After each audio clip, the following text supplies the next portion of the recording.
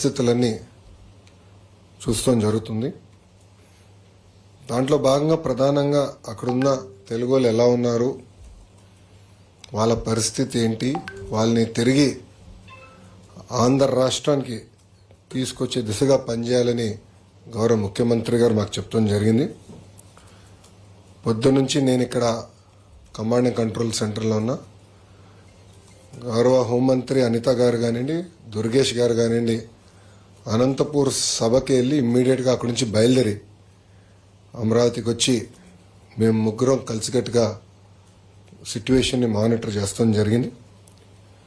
దాంట్లో ఏపీ భవన్లో ఇమ్మీడియట్గా ఒక ఎమర్జెన్సీ సెల్ ఏర్పాటు చేసి ఒక సింగిల్ నంబర్ ద్వారా ప్రజల దగ్గరికి వెళ్ళాం.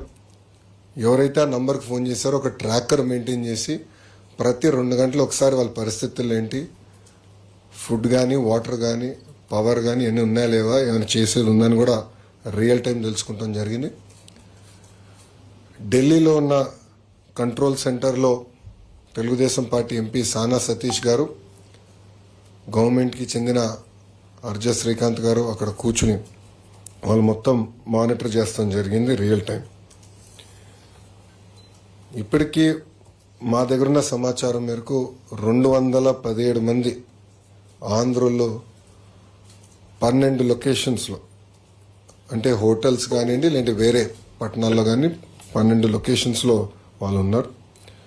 దీంట్లో సుమారుగా 173 మంది కఠ్మండూలో, 22 మంది హెటౌడాలో, 10 మంది పోఖ్రాలో, 12 మంది సిమికోట్లో ఉన్నవారు. ఇది మేము టైం టు టైం మానిటర్ చేస్తున్నాం. దాంట్లో సుమారుగా 118 మంది మహిళలు ఉన్నారు, 98 మంది మగవాళ్ళు ఉన్నారు.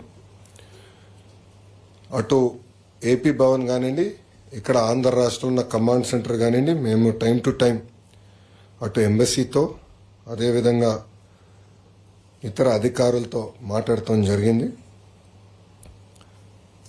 ప్రధానంగా కఠ్మండు నుంచి రేపు ఆంధ్రుల్ని తిరిగి తీసుకొచ్చేదానికి రేపు మధ్యాహ్నం ఒక ఫ్లైట్ ప్రత్యేక ఆంధ్ర రాష్ట్రం ఏర్పాటు చేసిన ఫ్లైట్ కఠ్మండూలో ల్యాండ్ అయ్యి ఆంధ్రులందరినీ అక్కడ నుంచి తీసుకొచ్చి first halt Visakhapatnam, second halt కడపలో చేస్తాం జరుగుతుంది. ఇక్కడ కానీ ఒకసారి చూస్తే కఠ్మండూతో పాటు సిమికోట్లో ఉన్న 12 మంది వాళ్ళని ఇప్పుడు నేపాల్గంజ్ ఎయిర్పోర్ట్, అంటే యూపీ బార్డర్ పక్కన ఉన్న ఎయిర్పోర్ట్కి వాళ్ళని రేపు పొద్దున తరలిస్తాం జరుగుతుంది. అక్కడ నుంచి వాళ్ళు లక్నోకి వెళ్ళి బై రోడ్ లక్నోకి వెళ్ళి అక్కడ నుంచి కమర్షియల్ ఫ్లైట్ ద్వారా తిరిగి వస్తారు. పోఖ్రాలో ఉన్న వారిని 10 మందిని రేపు పొద్దున ప్రత్యేక విమానం ద్వారా కఠ్మండూకి తీసుకొస్తాం. అక్కడి నుంచి మనం పెడుతున్న విమానం ద్వారా తిరిగి ఆంధ్ర రాష్ట్రానికి వస్తారు. ఇంకొక 22 మంది హెటౌడాలో ఎవరైతే ఉన్నారో వాళ్ళు ఈరోజు రాత్రే రాక్సాల్, ఎక్కడైతే బీఆర్ బార్డర్ ఉందో అక్కడికి వెళ్తారు. వాళ్ళు బై రోడ్ వెళ్ళి అక్కడ ఆల్రెడీ మేము డిస్ట్రిక్ట్ మేజిస్ట్రేట్ వాళ్ళతో మాట్లాడటం జరిగింది. వాళ్ళకి కావాల్సిన ఏర్పాట్లు కూడా, ఇమిగ్రేషన్ కానీ ఏమైనా ఏర్పాట్లు ఉంటే కూడా అధికారులతో మాట్లాడడం, అది ఏపీ భవన్ అక్కడ నుంచి సబ్సిక్వెంట్గా వాళ్ళ ట్రావెల్ కార్యాచరణలు కూడా ఏర్పాటు చేస్తాం జరుగుతుంది. మళ్ళీ రేపు పొద్దున మేము 10ంటికి అందరం ఇక్కడ అసెంబ్లీ అవుతున్నాం రియల్ టైం గవర్నెన్స్ సెంటర్లో. రేపు 10 నుంచి కంటిన్యూస్గా మానిటర్ చేసి ప్రతి ఆంధ్రుడు తిరిగి వచ్చే వరకు మేము అందరం పనిచేస్తాం. కేవలం విశాఖపట్నానికి కడపకే కాదు, ప్రభుత్వం వాళ్ళని వాళ్ళ ఇంట్లో దించే బాధ్యత తీసుకుంటాం. అంటే ఎయిర్పోర్ట్లో కూడా వాళ్ళకి కావాల్సిన వాహనాలు ఏర్పాటు చేసి నేరుగా వాళ్ళని వాళ్ళ ఇంట్లో దింపే బాధ్యత కూడా మేము తీసుకుంటున్నాం. సో ఈరోజు ఆంధ్ర రాష్ట్ర ప్రభుత్వం చాలా సీరియస్గా తీసుకుని ఆంధ్రుల్ని తిరిగి తీసుకొస్తాం జరుగుతుంది. ఇంకా రాత్రి కూడా ఉంటే రియల్ టైం మేము అందరం ఒక వాట్సాప్ గ్రూప్ కూడా ఏర్పాటు చేసుకున్నాం. మంత్రులు కూడా ఉన్నారు, గౌరవ ముఖ్యమంత్రి గారు కూడా వాట్సాప్ గ్రూప్లో ఉన్నారు. మేము అందరూ అది రియల్ టైం మానిటర్ చేసుకుంటున్నాం సిచ్యువేషన్.